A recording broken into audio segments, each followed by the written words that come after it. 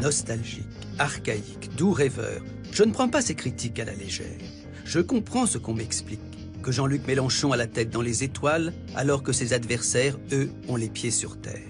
Mais on doit quand même être juste. Ce n'est pas Mélenchon, mais les tenants du libéralisme, qui ont plongé le monde dans une crise économique qu'eux-mêmes décrivent comme sans précédent. Faut-il donc attendre une catastrophe supplémentaire pour s'apercevoir que ce sont peut-être eux qui prennent des vessies pour des lanternes et se trompent? Et rien que pour cela, les arguments des partisans de la France insoumise ne méritent-ils pas au moins d'être écoutés attentivement? On a une divergence avec les économistes du camp d'en face qui pensent que les actionnaires créent de la richesse. Or, les actionnaires ne créent rien du tout. Ils prélèvent la richesse dans l'entreprise, celle-ci étant créée par les salariés.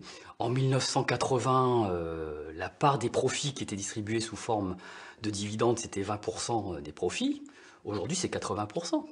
Donc la politique que propose Mélenchon est absolument réaliste. Elle vise à faire en sorte que les richesses créées dans l'entreprise qui sont à l'origine du profit, eh bien, soient utilisées pour des investissements utiles.